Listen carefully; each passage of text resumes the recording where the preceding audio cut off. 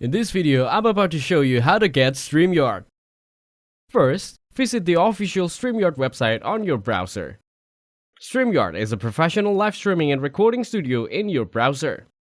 You can record your content or stream live to Facebook, YouTube, and other platforms. Next, click the Get Started button in the top right corner. You have to enter the email address or continue with Google account. Now, select your account and click Continue to give it access to StreamYard. First, choose how you discover it, your experience, and the size of your audience. Select how you'll use StreamYard, the use for personal account, and the type of content. Click Submit all the information and then you can try Advanced feature for $1. After that, you'll be directed to homepage of your account. You can try out different features like live streamings, recordings, and webinars. To create a new recording, click the plus icon.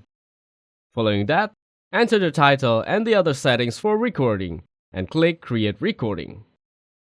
After starting, you can now record the content. Thanks for watching. Don't forget to like and subscribe.